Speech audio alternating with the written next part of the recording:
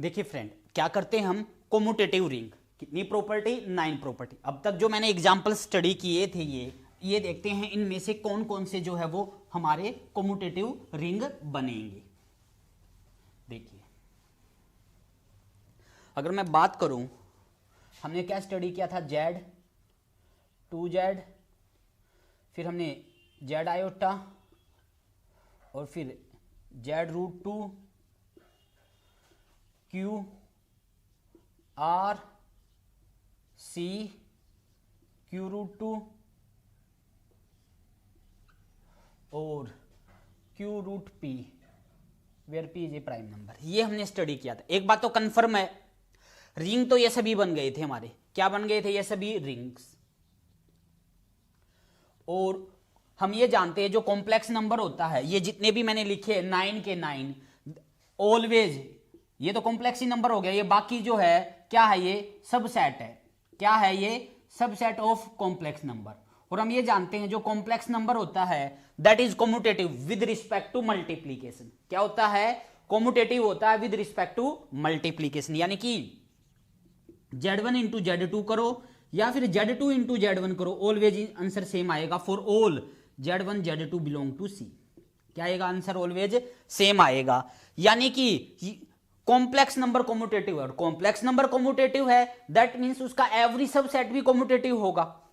ये रिंग तो बन चुका था और ये क्या है? सबसेट है हमारा कॉम्प्लेक्स नंबर का। यानी कि ये सभी के सभी क्या बन जाएंगे? हमारे कॉम्यूटेटिव रिंग। क्या हो जाएंगे? ये कॉम्यूटेटिव रिंग। देखो, अब बात करते हैं हम वेरी इंपॉर्टेंट CRU। CRU का क्या मतलब है? R का मीनिंग है रिंग, C का मतलब है कॉम्यूटेटिव, U का मीनिंग है यूनिटी। क्या?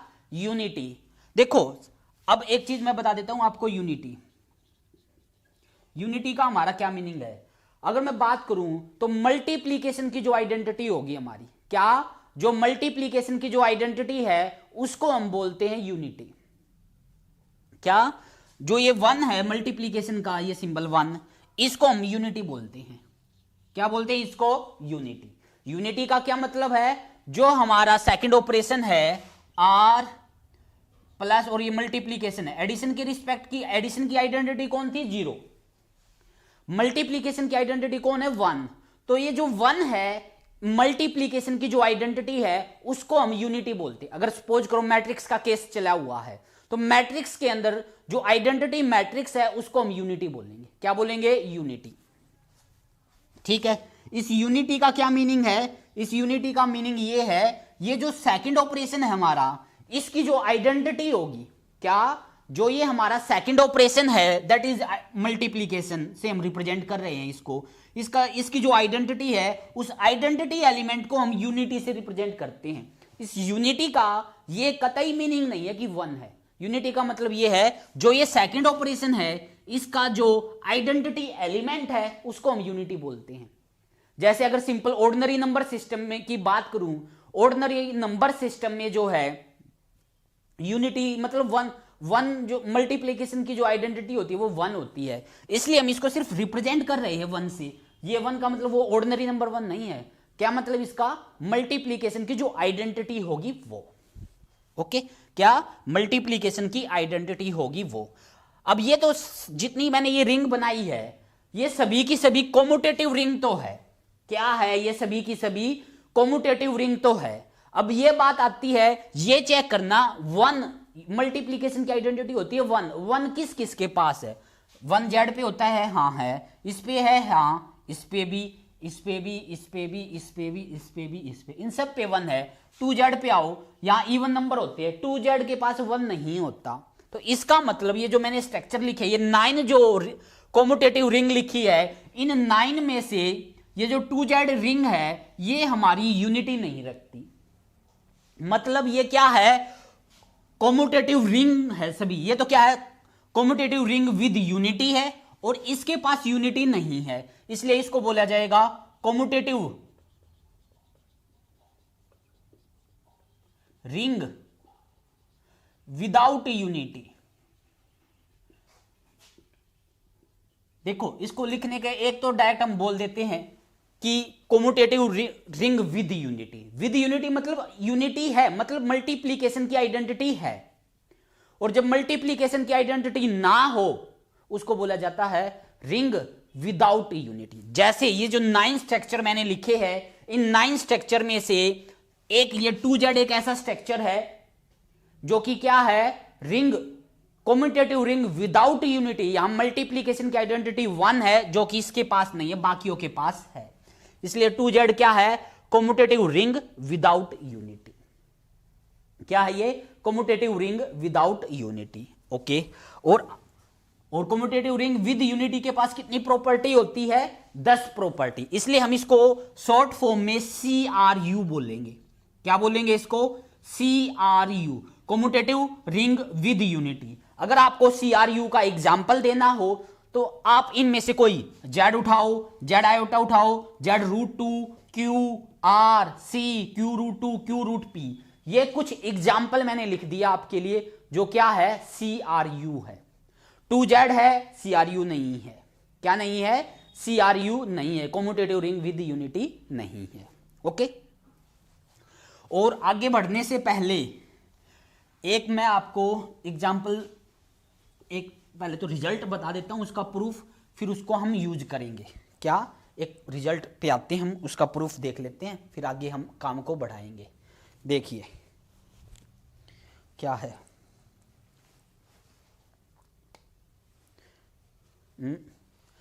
लेट, ये जो है हमारे पास इज ए रिंग, ये एक रिंग है। देन ए अगर मान लो कोई रिंग का मेंबर है, एंड लेट ए कोई रिंग का मेंबर है, then a into 0 is equal to 0 आएगा for all a belong to R. ये मुझे प्रूफ करना है। ए की मल्टीप्लाई 0 से करेंगे तो 0 आएगा। आप कहोगे सर ये तो आता ही है, मैं कहूंगा आता है, ठीक है, प्रूफ तो दो। आप कहोगे सर इसका क्या प्रूफ देना, ये तो ट्रिवियल है। मैं कहूँ ट्रिवियल क्या है, मुझे नहीं पता, इसका प्रूफ दीजिए। विद रिस्पेक्ट, आपके पास रिंग है, ये रिंग की 8 प्रॉपर्टियों का यूज करते हुए इसका प्रूफ दे के दिखाइए मुझे।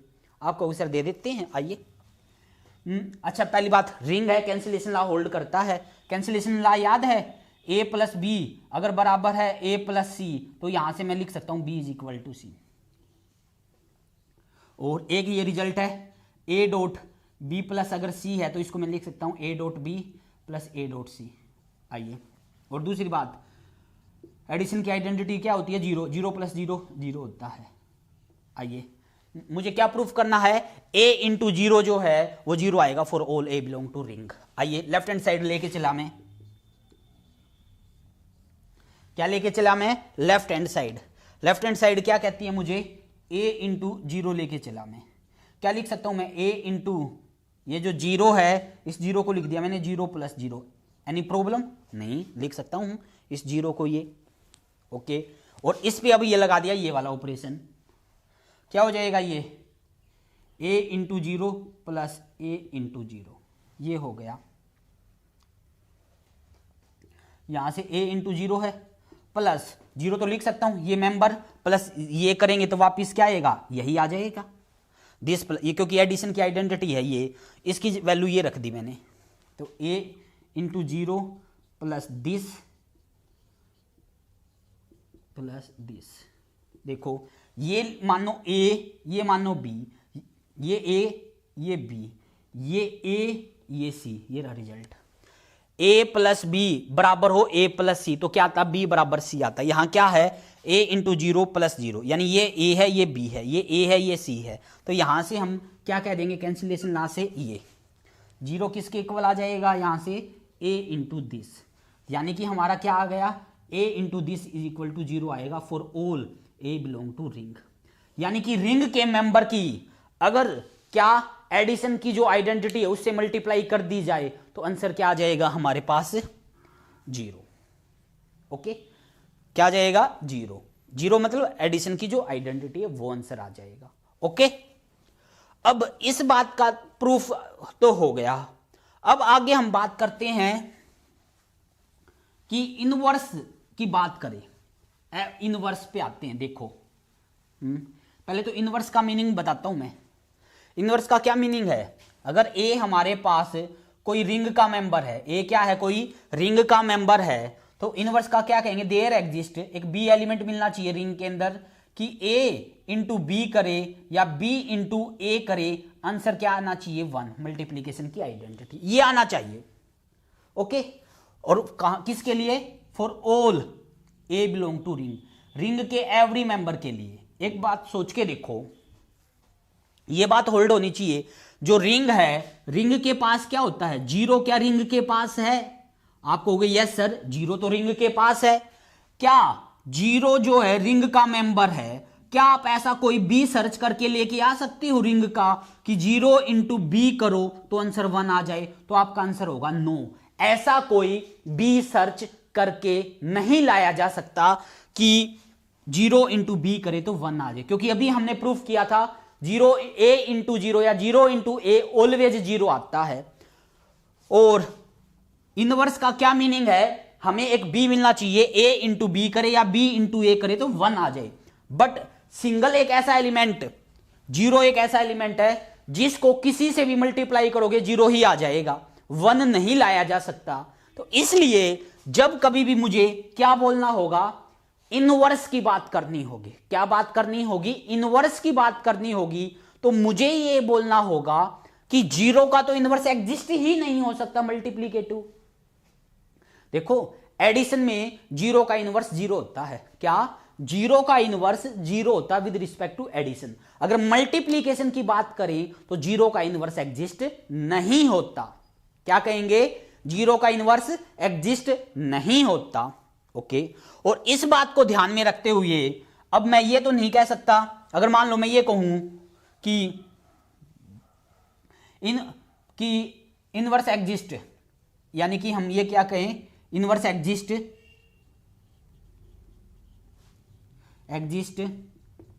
विद रिस्पेक्ट टू स्टार, यानी सॉरी मल्टीप्लीकेशन, तो ये हमारा रोंग हो जाएगा। क्यों? क्योंकि जीरो का इनवर्स हम एग्जिस्ट नहीं कर पाएंगे, इसलिए यहां पे एक शब्द यूज करना होगा हमें, इनवर्स एग्जिस्ट करवाना किसका, नॉन जीरो एलिमेंट, किसका, नॉन जीरो एलिमेंट। इसलिए जब कभी भी मुझे इनवर्स सर्च करना होगा, क्योंकि जीरो का इनवर्स एग्जिस्ट नहीं होता और मुझे ग्रुप प्रूफ करना है, हम क्या करेंगे, जीरो को छोड़ के बाकी एवरी एलिमेंट का हम क्या चेक कर लेंगे, यहां inverse.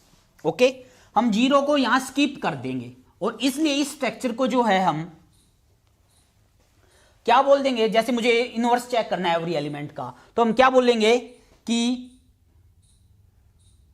Are star has inverse of every element, ये हम लिख देंगे। अच्छा देखो, दो तरीके आपको, या तो ये बोलो R has inverse of every element except zero, zero को छोड़ के बाकी हर एक एलिमेंट का इनवर्स है, एक तरीका तो ये बोलने का।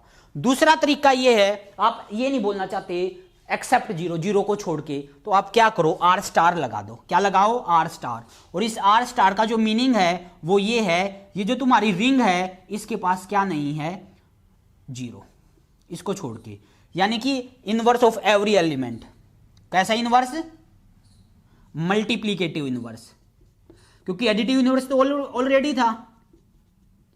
If R star has multiplicative inverse of every element, या तो ये बोल दो या ये बोल दो, R has multiplicative inverse of every element except singleton zero, zero को छोड़ के। ओके, क्योंकि जीरो की तो किसी से भी मल्टीप्लाई करोगे जीरो ही रहेगा, 1 आ ही नहीं सकता, इसलिए जीरो का इनवर्स एग्जिस्ट नहीं होता। आइए, जो मैंने 9 स्ट्रक्चर बनाए थे उनमें से मैं ये देखता हूं कौन कौन सा स्ट्रक्चर ऐसा है जिसके पास क्या है, इनवर्स एग्जिस्ट होता है। देखो सबसे पहले मैंने जो स्ट्रक्चर बनाया था वो बनाया था मैंने जेड, 0 1 2 3 -1 -2 -3, ये स्ट्रक्चर है। और इनवर्स के लिए हम क्या करेंगे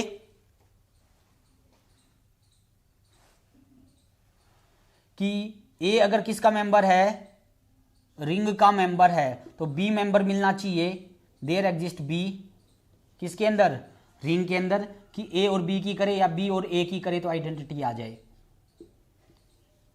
अब जैसे सपोज करो रिंग का मेंबर मैंने ले लिया 2 एक रिंग का मेंबर है। ओके, क्या कोई आप ऐसा मेंबर सर्च के लेके आ सकते हो कि 2 की मल्टीप्लाई करने के बाद उस नंबर से 1 आ जाए इसके अंदर से? तो आपका आंसर होगा सर इस एक्चुअलिटी में नंबर तो मिलना चाहिए हमें 1/2 कॉम्प्लेक्स में, बट यहां पे हमें कोई भी ऐसा नंबर नहीं दिखता इसके अंदर कि फिलअप करके आंसर क्या आ जाए, 1 आ जाए। इसका मतलब यहां जो है कहता ना देयर एग्जिस्ट बी, इस ए के लिए एक बी मिलना चाहिए। ए यहां क्या 2 की किससे मल्टीप्लाई करूं कि आंसर 1 आ जाए? इस यहां का मेंबर बताओ, यहां से ऐसा कौन सा मेंबर है जिसकी मल्टीप्लाई 2 से करूं आंसर 1 आ जाए? तो आपका जवाब होगा कोई भी ऐसा मेंबर नहीं है। क्या कहोगे? कोई भी ऐसा मेंबर नहीं है जिसकी मल्टीप्लाई 2 से करने के बाद 1 आ जाए। इसका मतलब इस एलिमेंट का इनवर्स एग्जिस्ट नहीं होता। और जैसा कि मैंने आपको बताया हुआ, अगर एक सिंगल एलिमेंट भी ऐसा मिल जाए जिसका मल्टीप्लिकेटिव इनवर्स एग्जिस्ट ना हो, ठीक है, तो हम ये क्या कहेंगे, इसके पास एवरी एलिमेंट का इनवर्स एग्जिस्ट नहीं होता। ये नहीं कहेंगे कि ये इसके पास इनवर्स एग्जिस्ट है एवरी एलिमेंट का। ओके, एक भी एलिमेंट का इनवर्स एग्जिस्ट नहीं हुआ तो ये क्या कहेंगे, इसके पास इनवर्स एवरी एलिमेंट का नहीं है। ओके, एक और बात बता दो फिर इसको करने में मजा आएगा। आर है दिस और दिस, मैं अब फील्ड बता दो एक बार, फिर आपको हम आगे काम करेंगे। फील्ड देखो, इसके रिस्पेक्ट में एबलियन ग्रुप होता हो, क्या होता हो, एबलियन ग्रुप। और रिंग है, इसके रिस्पेक्ट में भी क्या बनता हो, एबलियन ग्रुप।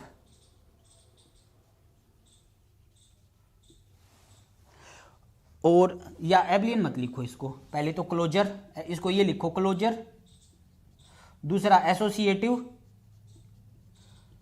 तीसरा आइडेंटिटी, आइडेंटिटी यानी कि unity, fourth existence of inverse. यहां लिखो every non zero, every non zero element has inverse.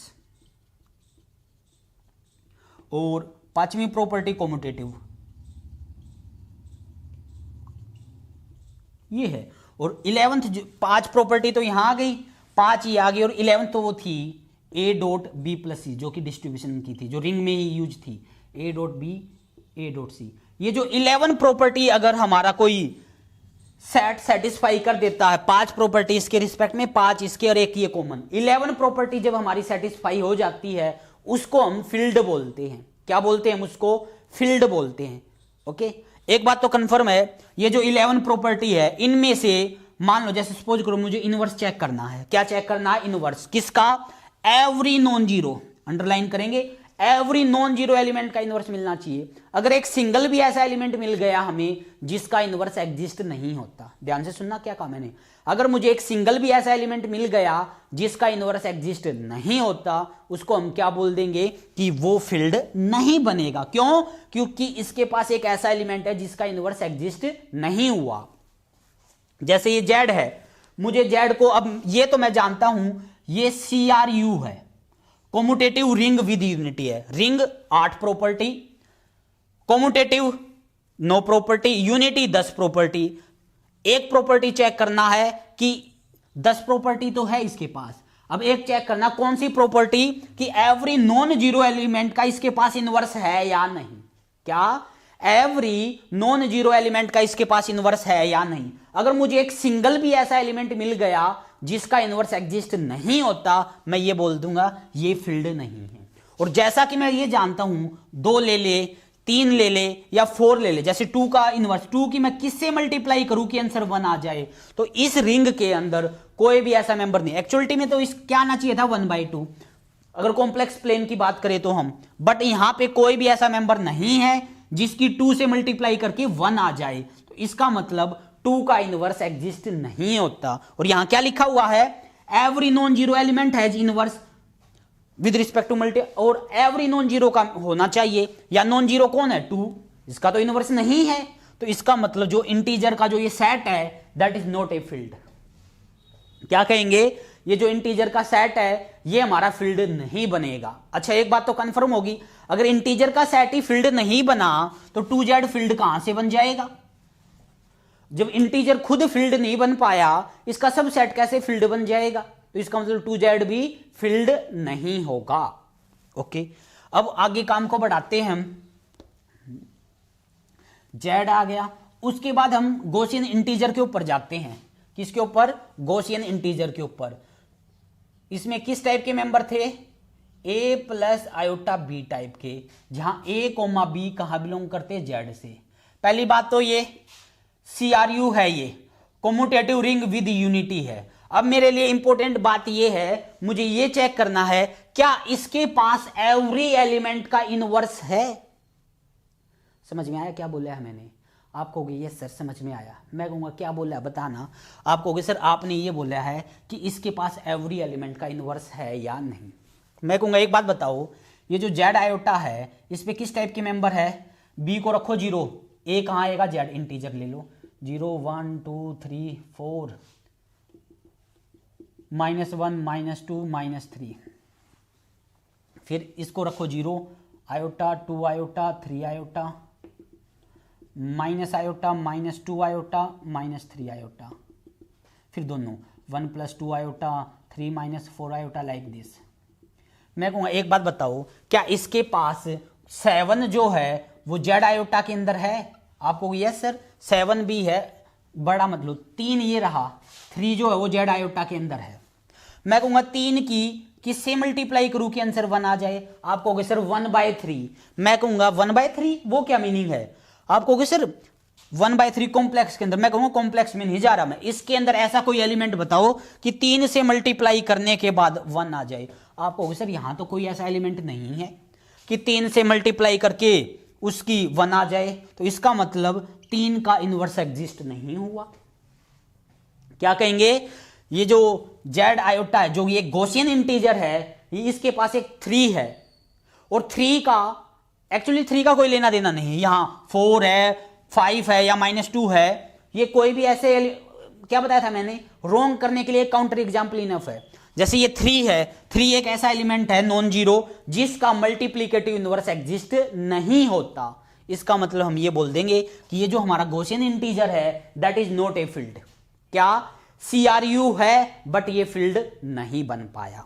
Okay, क्या कहेंगे? This is a commutative ring with unity but this is not a field. ये हमारा field नहीं है। ओके, और आगे बढ़ते हैं, देखते हैं फिर नेक्स्ट।